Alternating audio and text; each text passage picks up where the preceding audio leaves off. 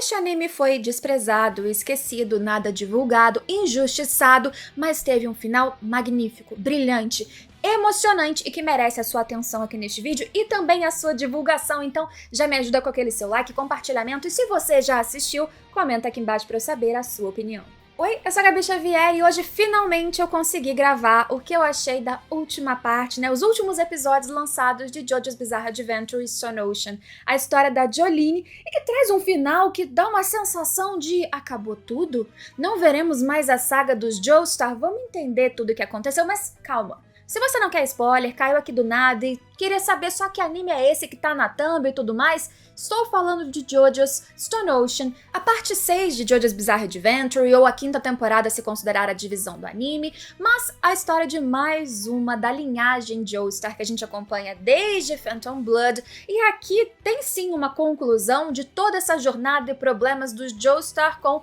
Dio Brando, que mesmo que você não conheça esse anime, provavelmente já viu vários memes com esse vilão, e eu acho que Stone Ocean tem todo o suco, aquela coisa de ingredientes do que funcionou em JoJo's Bizarre Adventure ao longo de todos esses anos ou de todas essas partes. Temos uma boa protagonista, pelo menos na minha opinião, que ela é forte, carismática, inteligente, independente e ela vai evoluindo ao longo dos 38 episódios, essencial para a narrativa, não apenas levada pelo suporte de vários outros personagens que inclusive são igualmente necessários, carismáticos, independentes em construção, cada um tem a sua personalidade, o seu humor ou falta de humor, eles todos se encaixam muito bem. Eu acho que é uma história que ela começa mais brando, até porque o problema vai crescendo, vai se apresentando, como acontece em geral em JoJo's, cada vez pior, muito pior do que a gente achava no começo, até que o ápice é uma glória, uma coisa assim inesperada, e a sensação no final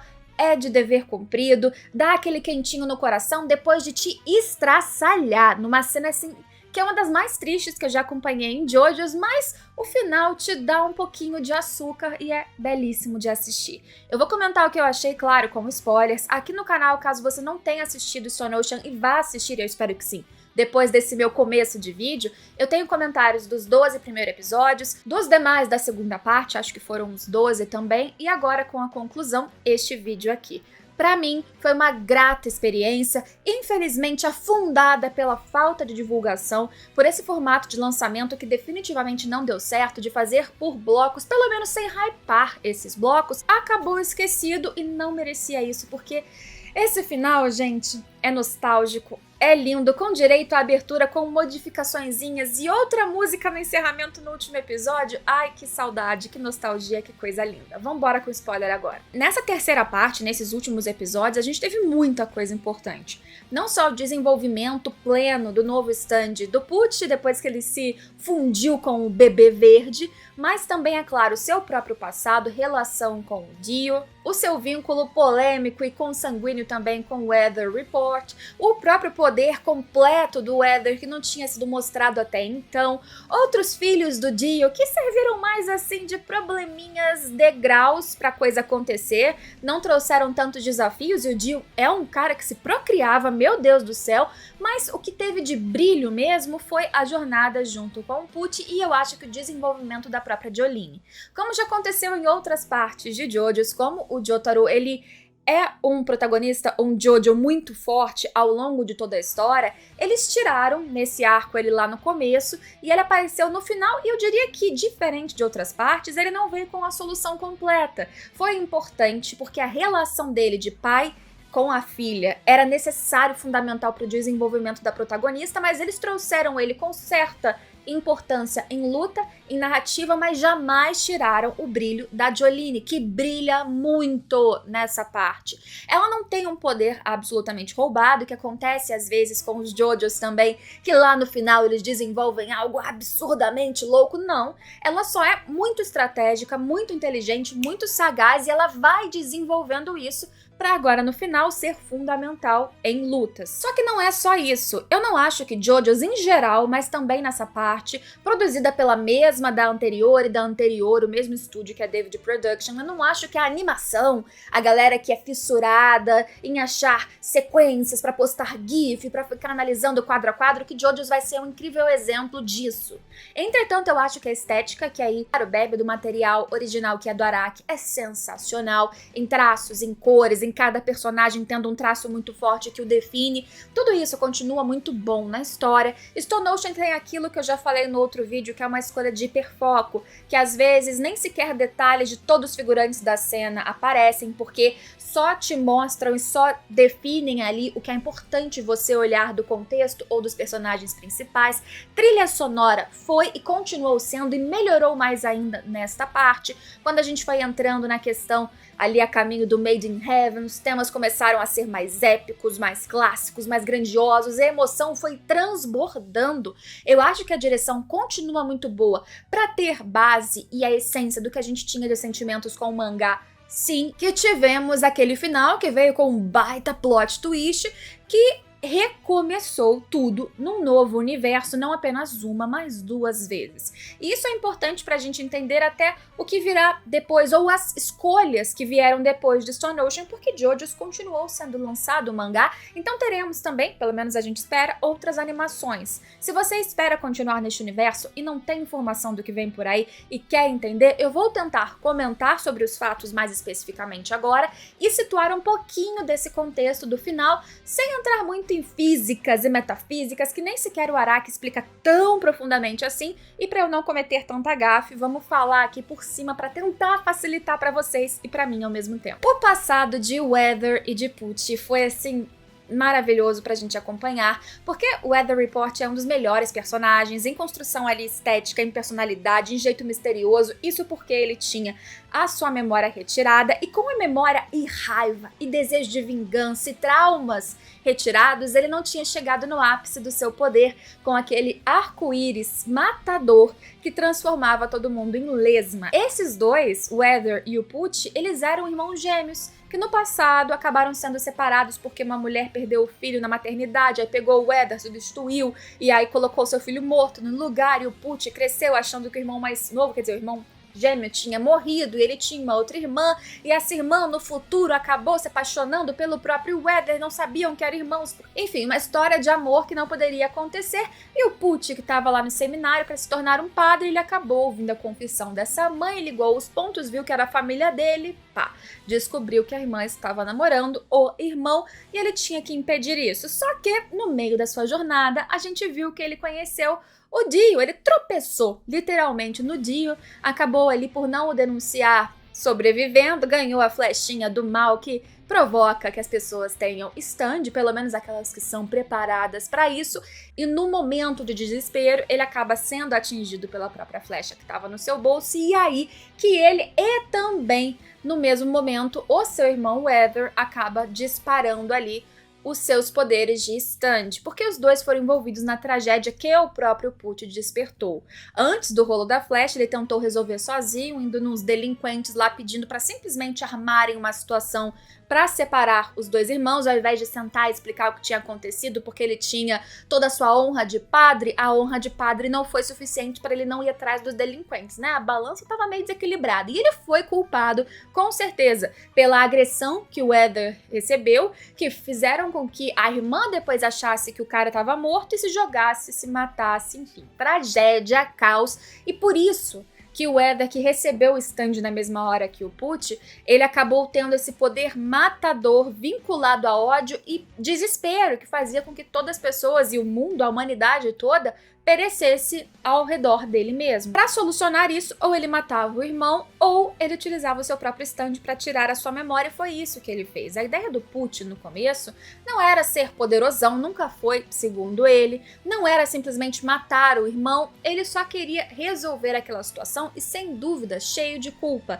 Se a gente parar para pensar, todo esse início, essa relação que ele teve, o que ele causou, o trauma que com certeza ele sofreu pelo que ele foi responsável, fez com que ele tivesse esse desejo de alcançar o céu, que no fim nada mais era do que saber, o mundo todo, a humanidade saber o seu futuro, porque quando você sabe o que vai acontecer, você já se prepara, você não tem surpresas, você não sofre previamente pela insegurança do dia de amanhã. E por que, eu me pergunto, isso seria tão fundamental para ele? Porque ele foi surpreendido, porque ele não sabia, porque ele certamente sofreu com toda essa sequência de acontecimentos trágicos que ele desencadeou. A segurança de saber o seu futuro, para ele, ainda que fosse trágico, era algo bom, era algo divino, era o que ele queria proporcionar. E aí, ele teve essa ideia encontrando com um cara lunático igual o Dio e deu no que deu, e ele foi indo até as últimas consequências para criar esse paraíso que ele acreditava que devia acontecer. No grupo da Jolene, eu acho que a gente teve muitas interações muito boas também. No começo dos primeiros episódios dessa última parte, a gente teve, como eu disse, a questão dos filhos lá do Dio, pra todo mundo ser deslocado um pouquinho do vilão principal, pro vilão principal ter o tempo que precisava. Em tese, o Pucci tinha que esperar a lua nova no cabo lá, que era perto da linha do Equador, porque tinha gravidade diferente, então todos os elementos alinhados, então ele precisava sobreviver e chegar naquele ponto para tudo acontecer, e os filhos do Dio serviram para isso. Mas também serviram para nos dar alguns estandes diferentes, cenas de batalha que dividiram o grupo, então a gente teve primeiro mais atenção ao Weather e a Nasui, com um problema envolvendo primeiro a galera dos contos de fada. Depois a gente teve a questão ali mais ligado a Jolene e Hermes, que também tinham que se virar com o Empório sozinhos. E esses desafios não foram enfadonhos, não era aquela coisa que a gente fica, vai, passa logo porque eu quero chegar na parte principal. A minha sensação em JoJo's era sempre uma aventura perigosa que sempre estava linkada ao Pucci de alguma forma, e aquilo era intrigante de assistir. Nesta parte em que temos todo o elenco formado com aqui F pra FF, que faz muita falta, eu vejo um bloco em Stone Ocean, por isso eu discordo amplamente de quem não gosta dessa parte, de personagens que são todos icônicos. Talvez Hermes, que é um pouquinho mais ali sem paciência, ela seja um pouquinho mais sem graça, talvez, mas também é útil à sua maneira. Então, pra mim, essa é a pare perfeita, que funciona separada, que funciona unida e se une até o final, com exceção de Weather, que tem um fim, é o primeiro que tem um fim trágico quando ele vai tentar encontrar e enfrentar o seu arquirrival desde sempre, após ele recuperar as memórias e causar o caos total e trazer aquele mistério se ele era um vilão ou não, e no fim ele era um vilão para o Pucci, para si mesmo e por consequência sem querer para toda a humanidade, tanto é que ele queria se vingar e ser morto logo depois, se unir a Amado, que ele não conseguiu fazer tantos anos atrás. Mas a morte dele foi impactante para todos os personagens, porque até o fim ele foi um personagem que, ainda que amargurado, ele não era ruim. A Jolene estava certa em considerá-lo aliado. A Jolene foi uma excelente julgadora de caráter. A Jolene é uma personagem que cresceu como ser humana em estratégia, que mesmo ela, quando tá ali quase morrendo, fala com o pai, ela desabafa algo que mostra exatamente esse crescimento. Nossa, teve um dia que eu roubei um carro, e pra que eu fiz isso?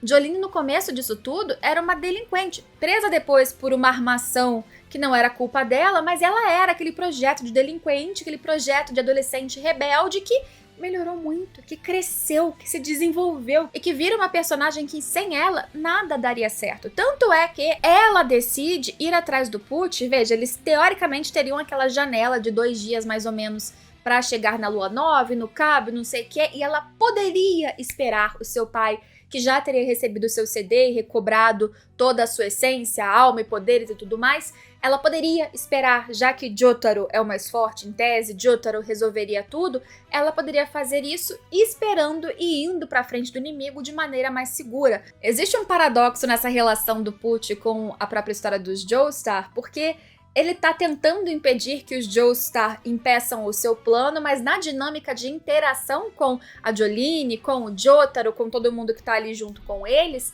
ele acaba tendo as provocações que ele necessita para evoluir o seu poder. O stand, que no começo ele se apresenta como Simun, que ele inverte, seja o azulejo ou a pele, o braço ou o coração, e ele traz muitos problemas. Ele já parece invencível nessas horas, Ainda assim, a gente tem a emoção de Weather quase o derrotar, depois Jolyne muitas vezes conseguir escapar, e a interação depois de Anasui, Hermes, Empório, todo mundo se desdobrando para conseguir vencer esse inimigo a 2 dias da tal Lua Nova, os episódios acabando, então aquele senso de urgência vai só crescendo. As lutas, como eu disse, elas não precisam em JoJo ser dinâmicas, com muitas sequências extremamente animadas, porque a gente tem o lado caricato, o lado bizarro, o lado do gore, o lado do corpo que se revira, dos gritos, dos olhares, a expressão, a expressividade de corpo e de rosto, de efeitos provocados pelo stand. Isso que é maravilhoso, isso que é sensacional, por isso eu me recuso, eu não consigo, até tento ficar ali analisando muito tecnicamente o que eu tô assistindo ali em relação a traços, a animação, e você vê que tem uns keyframes, né, uns frames chaves que às vezes os traços dos personagens ficam irregulares, que às vezes poderia ter mais quadros e uma fluidez naquele momento ali ou outro, mas sendo honesta, desapegando desse meu esforço em tentar ir atrás disso pra trazer pra vocês em vídeo, porque eu não sinto falta, eu fiquei feliz, eu senti a história me levar o tempo todo e pra mim, gente, pelo amor de Deus, isso basta. E depois de matar o Weather numa cena dramática, depois da Hermes acabar sendo tirada da party provisoriamente, o que gera mais um novo problema, de repente chega lá pra frente o Jotaro no momento perfeito, em que a Jolyne, ela conseguiu fugir do poder ali do Simon, porque ela fez o... Como é que era o nome? Morbius? Morbius não é o nome do cara do filme ali, que foi muito ruim. Enfim, aquela forma de infinito, porque se não tem começo, não tem final, não pode ser suscetível ao poder de inverter, né? Porque não tem um lado e outro, é uma forma infinita, e só por isso ela não morreu com os sucessivos golpes que ela foi recebendo do Pucci, mas ficou muito ferida. E aí, quando ele vai a matar com o seu tirinho ali, que veio com o corpo no momento certo de um segurança, chega o Jotaro e ele salva a filha. E olha a parte bonita, ela fica muito tocada por ver o gesto de dar as mãos pro pai. O laço deles e agora a confiança que ela tem, muito diferente do primeiro encontro no começo de Stone Ocean, de saber que o pai tá ali por ela, que ela tem que parar de negar, de se rebelar, que agora ela entende como as circunstâncias desde Dio foram levando o seu pai para longe do convívio, né? E por isso que ele não estava ali presencialmente para protegê-la e acompanhá-la sempre, mas de longe ele sempre esteve por ela, como estava ali, agora, sem perder nenhum tempo. E a coisa vai piorando porque finalmente começa a surgir o Made in Heaven, que aí o Pucci consegue ativar completamente numa cena brilhante, incrível, e utilizar o seu poder, o seu novo stand completo para acelerar o tempo. Primeiro, um pouco mais rápido, o dia se pondo, de repente as coisas passando numa velocidade tão grande, tudo exceto seres vivos, que as pessoas não conseguiam mais enxergar ponteiro de relógio, não tinham mais noção de dia e noite, não conseguiam se alimentar porque mal o alimento nasceu, ele já apodreceu, ou seja, o caos na sociedade acontecendo. E por quê? Se toda hora o Pucci estava dizendo que o Made in Heaven não era para ele ter poder e ser poderosão, para ele acabar com os Joestar. Não, os Joestar era uma pedra no sapato no caminho dele. Na real, o que ele estava fazendo era para levar a si próprio e toda a humanidade para o céu, para um local melhor, porque ele queria resetar o universo. Desde sempre, o Made in Heaven, quando ele chegou neste ponto e entendeu qual era o seu poder, ele entendeu que aquele era um stand para ele acelerar todo o fluxo do universo até o ponto em que ele acabaria. O que se explica, pelo menos ali no episódio, é que todo o universo ele se expande quando surge e o tempo todo ele tá em lenta diminuição, gente, como chama isso? Contração. Até o ponto em que ele se contrai tanto que ele explode, termina e dá origem a um outro universo que inicia o mesmo processo. E o Made in Heaven justamente aceleraria as coisas para que o universo se contraísse, se explodisse e desse início a outro. Com, entretanto, o stand ativado, toda a humanidade que estivesse viva naquele ponto seria carregada para o outro universo, com as memórias, pelo menos na sua alma, ali inconscientemente, do que viria no seu futuro. E aí seria aquele papo de se você sabe o que vai acontecer, ainda que seja sua morte no dia seguinte, para o grande filósofo, psiquiatra Pucci, a pessoa estaria mais tranquila, né? Ele tira a regra de toda a humanidade por si mesmo, mas tudo bem. Só que até chegar nesse ponto, a gente tem uma sucessão de tentativas de Jotaro, de Jolyne, é claro, Hermes, Empório, Anasui, todos juntos tentando acabar com o Pucci, só que numa dificuldade tremenda, porque o cara era bizarramente rápido. Tão bizarramente rápido que o Dewordo do Jotaro, ele acaba sendo inutilizado ou muito dropado por causa exatamente do poder extremamente rápido do Pucci. E isso foi muito bom, principalmente porque todo mundo morreu. Sim, todo mundo morreu. Depois de uma cena linda que finalmente a gente entendeu que a Jolyne aceitaria casar com Anasui, não porque estava com pena, não porque queria trazer uma falsa esperança, mas porque ela via um brilho num futuro em que as coisas dessem certo ao lado dele. Então tem esse momento de emoção, mas ele se sacrifica e o Jotaro morre com a cabeça partida, e eu que já sabia o que aconteceu, sofri assim gigantemente. Hermes, uma morte menos dramática, mas morreu também, e Jolyne acaba morta, se sacrificando, depois de salvar o Empório, colocando ele no golfinho para dizer você é a nossa esperança, e ele foi. Mas a gente teve que ver o universo acabando, um novo sendo reconstruindo e o corpo dessa galera toda em decomposição. E é isso que aconteceu no final. Este universo acabou e deu origem a um outro. E todo mundo que estava vivo, portanto, também Pucci e Empório, foram carregados para aquele mesmo dia em que, no outro universo, Jolyne e Jotaro se encontraram na cadeia. E lá está o Empório. E o que o Pucci explica é que com o Made in Heaven ativado, ele é como se fosse uma chavezinha de lembrança de todos os mecanismos que tinham acontecido no universo anterior. E este universo sendo um espelho, a gente tinha uma Jolyne e um Jotaro da Shopee, né, aquela cópia horrorosa, mas os acontecimentos seriam espelhados, talvez com detalhes no fluxo diferentes, mas se em tal momento você fosse cair, você vai cair, se não tropeçando, alguém vai te bater. E por mais que o Empório tentasse lutar contra esse fluxo, tentando entender o que estava acontecendo, tentando fugir das amarras que acabariam exatamente no mesmo cabo, no mesmo local, no mesmo golpe do Made in Heaven, ele sempre ficava preso nessas amarras do tal destino. E o Pucci glorioso dizendo que aquele era o destino da humanidade e não tinha como o Empório lutar contra isso. E todo mundo que morreu no outro universo não existia mais. Essa cópia da Shopee que tinha lá é porque o universo é espelhado, então tinham outras figuras vivendo esses mesmos papéis semelhantes da família Joestar. Mas não eram mais aqueles Joestar porque não tinham as memórias. E Empório sozinho não estava completamente só. Porque a Jolyne adora essas coisas que de repente eles jogam no passado e que a gente não viu nos detalhes. A Jolyne tinha um mandado com os seus fios junto com o CD, que realmente, né, ela tava com o CD do Weather Report, que conseguiu utilizar o próprio poder do Pucci antes de morrer para extrair o seu stand, as suas habilidades de Weather, e ela não utilizou. Isso ficou meio que no ar. Até eu, quando tava vendo a história a primeira vez, deixei passar batido. Ela entregou pro Empório. E o Empório conseguiu fazer, quando o Pucci estava indo atacar, que ele colocasse os poderes de Weather na sua própria cabeça. E o legal é que a gente tem uma premissa que o Pucci fala várias vezes, inclusive para um dos filhos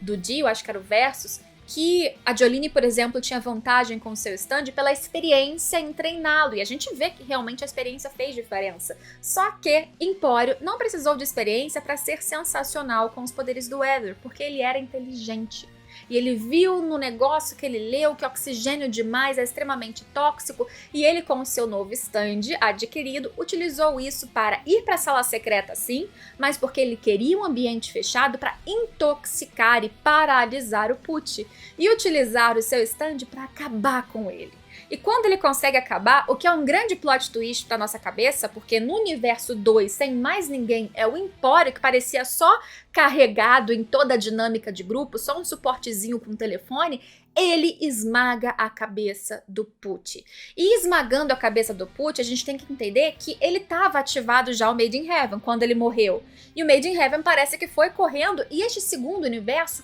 colapsou e deu origem a um terceiro. Neste terceiro universo, a única pessoa com as memórias era o Empório. Todos os outros da humanidade que estavam vivos e foram carregados do primeiro para o segundo, pelo que eu entendo, foram carregados para o terceiro sem nenhuma memória. Isso incluiria também a existência do Pucci. Algumas pessoas consideram que o Pucci não existiria nesse universo, o que eu acho que não é verdade, porque se todo o universo é espelhado e existe o Weather, por exemplo, que era um gêmeo do Pucci, provavelmente os dois nasceram. Porém, não existindo o Pucci ali, o usuário do Made in Heaven, não tendo mais esse stand ativo neste universo, o que eu tenho como conceito é que os acontecimentos, as memórias que eram garantidas pelo Pucci do seu nascimento pra frente, o seu encontro com o Dio ou a troca dos bebês, tudo que a gente sabe do universo original, isso não necessariamente teria acontecido. Prova é que as artimanhas que fizeram com que Jolene fosse presa, que várias das situações que a gente viu em Stone Ocean acontecesse, nada disso aconteceu. Da mesma forma, pelo menos, que a galera que tinha morrido anteriormente no universo 1 existia na versão Shopee, o Pucci também devia existir numa outra versão, só que não necessariamente nos mesmos espelhos, não fazendo as coisas que ele fez. Pelo menos foi isso que eu entendi, não tendo aqui explícito se ele tinha vivido ou não. Não que o Araki faça tanto esforço para se aprofundar nesses meandros de explicações, e eu acho que isso até é bom, sinceramente, porque quanto mais eu tento me explicar, mais eu acho buraco, e isso não é sempre muito legal. Nesse terceiro universo criado, o Empori com as suas memórias, ele acaba sendo, talvez pela gravidade, a força gravitacional que aproxima pessoas que têm que estar juntas sempre, ele encontra ali perto do posto uma versão nova de Anasui, de Jolene, que aqui é a Irene, com cabelinho um pouco diferente, mas eles são uma versão um pouquinho mais atualizada e glamour do primeiro universo. E claro, Hermes, que ele encontrou primeiro perto do ônibus, no ponto de ônibus, e até o Weather Report, que estava ali pedindo uma caroninha. Não tem qualquer fala sobre stand, não tem qualquer fala sobre Dio, embora Jolene continue com a estrela Joestar, então existe a família Joestar, é um terceiro universo, é uma vida muito mais feliz, e por isso que o título é que o mundo é maravilhoso, porque, sem querer, toda a artimanha do Pucci acabou sim com a vida da galera no primeiro universo, nos trouxe muito sofrimento, mas num terceiro ciclo trouxe uma vida em que Jolene pôde ser feliz, em que Hermes parece que tem a irmã, não foi presa, em que o Pucci não infernizou a vida dos Joestar. A menção, inclusive, ao pai da Jolene, então provavelmente também o Jotaro, e parece que neste futuro, neste mundo, neste universo, eles puderam finalmente ser felizes. Ainda que não Jolene, mas Irene, com o pai Armando, sei lá, Armando Joestar, não sei quem seria ele neste universo, mas pra mim o final foi perfeito. E o final foi desta forma porque dizem que na época de Stone Ocean, o mangá não estava vendendo mais tão bem, então a ideia possivelmente era finalizar a história, por isso tem um ar de finalização, uma finalização que é triste, porém imediatamente doce, como eu falei. E dizem também que a próxima parte, que é Steel Ball Run, que é uma espécie de reset, ele inclusive começou a sair, a parte começou a sair sem o vínculo direto com JoJo's Bizarre Adventure no nome. Depois sendo apresentado como, desde o início, uma ideia de universo compartilhado, porém, por ser uma espécie de reset, tem diferenças também e é uma nova experiência que, se vier com uma animação, eu espero que sim, com certeza vocês vão gostar muito, independente desse final, que, aliás, veio com uma abertura nova, que finalmente mudou nessa terceira parte, com algumas diferenças e referências a desde Phantom Blood, a toda a geração Joestar, que pra mim foi maravilhoso, com The World também dando uma pausa, então também faz nostalgia de outras aberturas desde Stardust, lembrando toda a jornada que a gente acompanhou cronologicamente com os Joestar, desde Jonathan, e depois com a finalização com Roundabout, que também nos lembra lá da primeira parte, então pra mim teve um gostinho maravilhoso, assim, vontade de chorar mesmo assistindo, terminando com um sorriso emocionado no rosto e uma felicidade de saber que Stone Ocean finalmente saiu, infelizmente com uma divulgação que poderia ter sido muito melhor, mas pelo menos tá aí. E se você, sei lá, loucura, tá me vendo falar um bando de spoiler e ainda não foi assistir, eu espero que você assista, porque agora o anime tá completo, então você pode ir diretão, sem sofrer com os problemas de quem teve que dividir com meses de hiato desnecessários. Desculpa pela demora, mas espero vocês em todos os próximos vídeos, então se puder, se inscreva aí e me acompanhe aqui no canal também. Tchau, tchau!